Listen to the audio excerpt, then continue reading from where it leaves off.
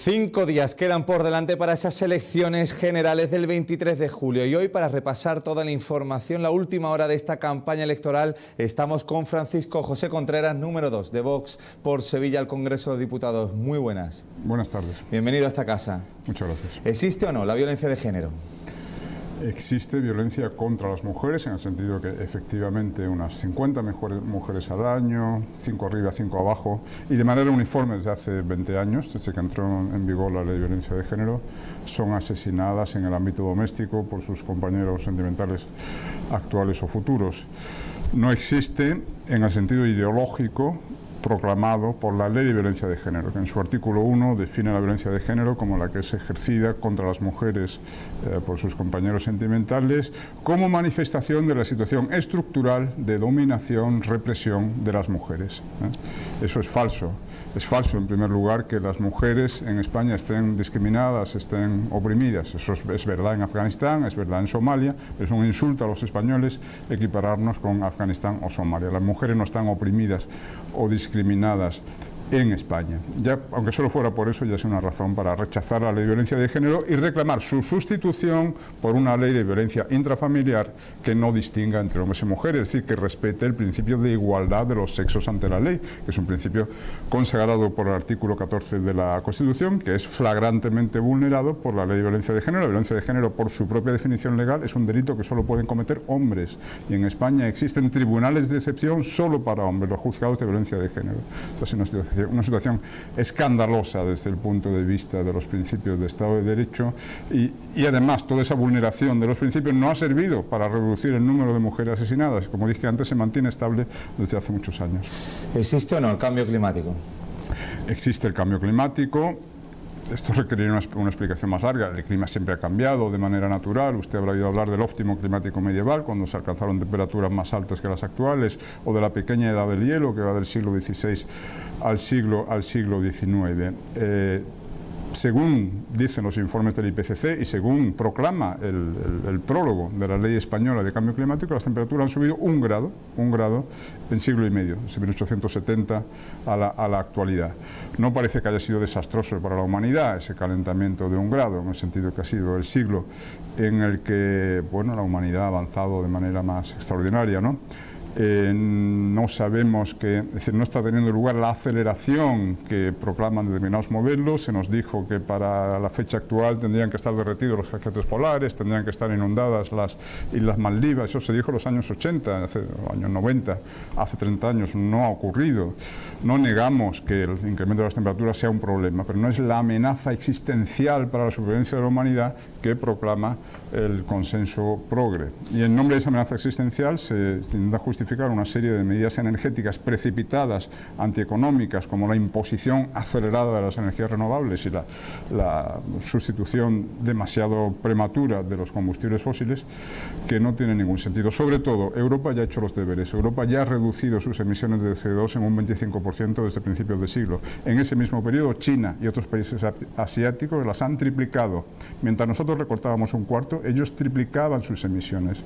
Si hay que tomarse en serio esto de la transición energética, es algo que tienen que hacer todos los países al unísono. No tiene ningún sentido que lo hagamos de manera unilateral, perjudicando nuestra economía, porque perjudica nuestra economía. El propio Plan Nacional de Energía y Clima reconoce la necesidad de exactamente 241.000 millones de inversiones en energías renovables de aquí al año 2030 para alcanzar los objetivos deseados.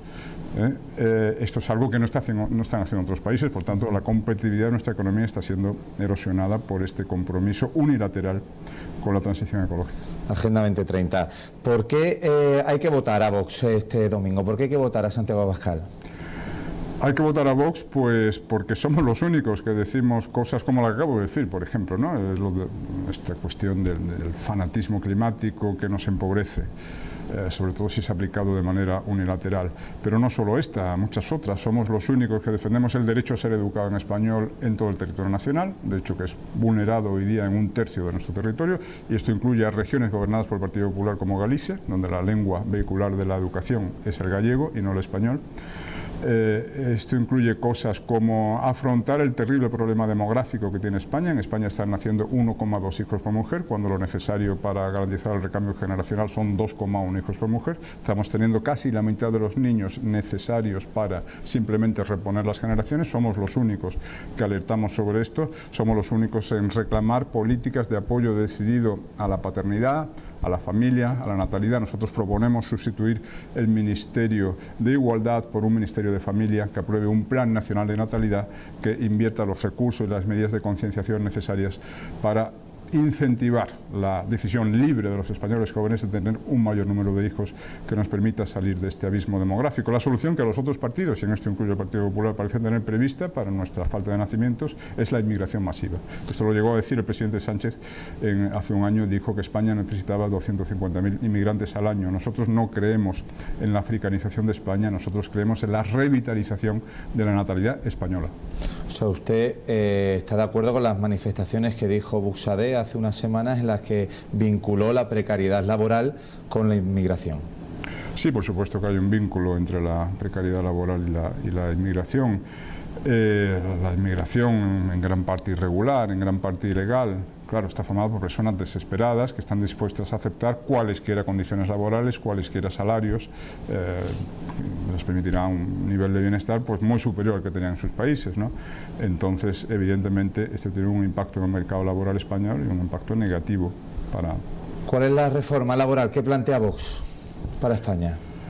La reforma laboral que plantea Vox consiste en, por supuesto, derogar la reforma laboral aprobada por PSOE y Podemos hace un año, que está teniendo una reforma realmente tramposa en el sentido de que, por ejemplo, a través de la figura de los fijos discontinuos se están maquillando las estadísticas de tal forma que las estadísticas oficiales de paro pues parecen estar bajando, ¿no? Ahora mismo se nos habla de un nivel oficial de paro de 12,3%, cuando lo cierto es que los fijos discontinuos están siendo computados como activos y muchos de ellos apenas trabajan en todo el año, trabajan unas semanas al año. Esto es una trampa estadística para poder sacar pecho, en el sentido de que se crea empleo, cuando en realidad la situación del empleo sigue siendo bastante desastrosa. Nuestra fórmula para el empleo, como para la economía en general, es el recorte decidido de presión fiscal.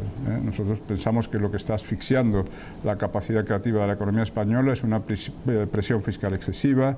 Los autónomos están asfixiados por sus cuotas, los pequeños empresarios están cada vez más asfixiados por cotizaciones sociales cada vez más exigentes e impuestos cada vez más altos. Este gobierno ha creado o incrementado 42 impuestos a lo largo de esta legislatura. La presión fiscal en España ya es más alta que el promedio de la Unión Europea. Estamos en un 42,3%, ¿no?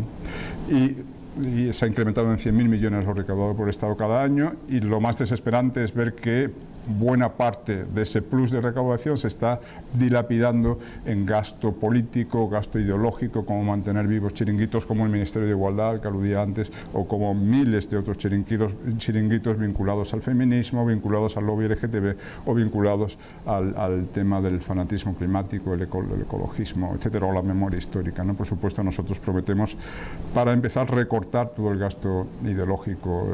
Los impuestos no tienen que servir para financiar un adoctrinamiento ideológico por parte del Estado, sino para mantener los servicios esenciales. Salvo el CIS de Tezanos, la mayoría de encuestas dan al Partido Popular como vencedor de estas elecciones generales, pero necesitaría el apoyo de Vox. ¿Vox pedirá entrar sí o sí en el gobierno de España? Bueno, Vox, por supuesto, está a favor de la cristalización de una alternativa al gobierno Frankenstein, que ha destruido España o empobrecido España en los últimos 4 años de la forma que expliqué antes. Por nosotros no va a quedar, en cuanto a esfuerzos, por hacer posible una alternativa. Eso sí, el Partido Popular tiene que aclararse, porque no parece tener un criterio uniforme en cuanto a la posibilidad o la necesidad de un entendimiento con Vox, ¿no? Porque se ha visto en los gobiernos regionales, en las distintas autonomías, que mientras en Valencia, por ejemplo, se alcanzó rápidamente un acuerdo, además muy productivo, muy ilusionante, en el sentido de que se van a alcanzar cosas que no se habían conocido en Valencia en décadas, como la libertad de elección de lengua, la educación, por ejemplo, ¿no? El derecho a ser educado en español, al que me refería antes, también una legislación de ayuda a la familia, en el sentido que expliqué hace un momento también.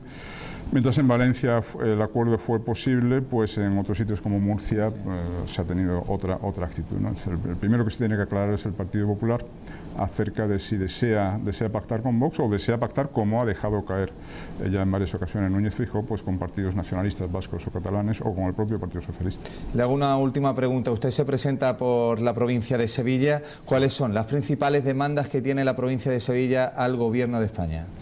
Bueno, pues las principales demandas es que de una vez el Gobierno de España deje de marginar a Sevilla en las inversiones en infraestructuras, ¿no? Porque hay un estudio de la Autoridad Independiente de Responsabilidad Fiscal que acredita que Sevilla lleva 37 años seguidos ocupando el último lugar en la lista de las provincias en cuanto a inversiones en infraestructuras, y esto es lo que explica que todavía no se haya terminado, de hecho está paralizada desde 2009, la ronda S40, lo que explica que no se haya soterrado la ronda urbana norte y que la estación de Santa Justa siga sin conectar tanto con el aeropuerto como con el metro. Nosotros exigiremos que se pague esa deuda histórica que se debe a Sevilla y que se actualicen las inversiones en infraestructuras.